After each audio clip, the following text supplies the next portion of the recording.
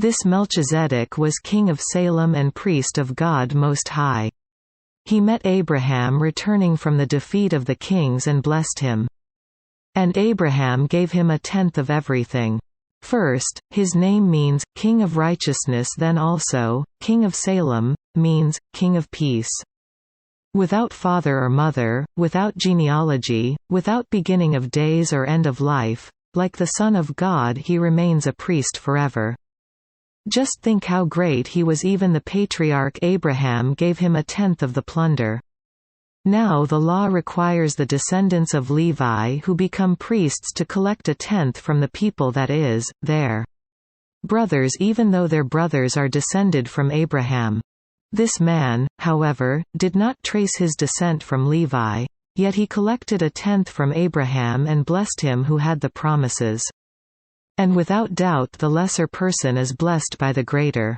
In the one case, the tenth is collected by men who die, but in the other case, by him who is declared to be living. One might even say that Levi, who collects the tenth, paid the tenth through Abraham. Because when Melchizedek met Abraham, Levi was still in the body of his ancestor.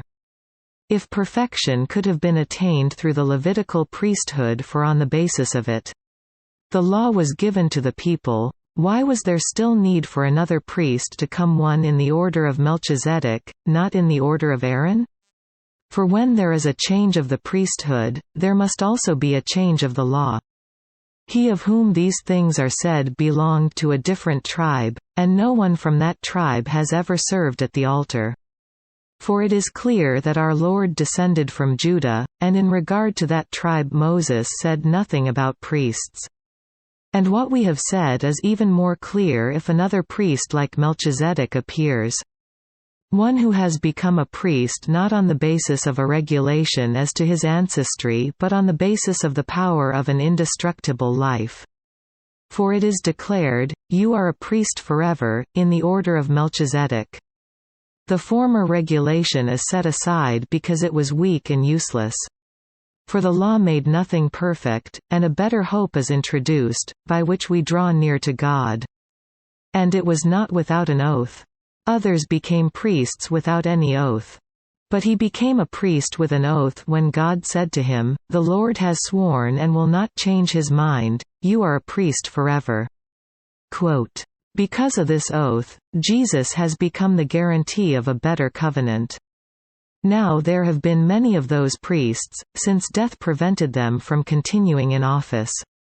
But because Jesus lives forever, he has a permanent priesthood. Therefore he is able to save completely those who come to God through him, because he always lives to intercede for them. Such a high priest meets our need, one who is holy, blameless, pure, set apart from sinners, exalted above the heavens.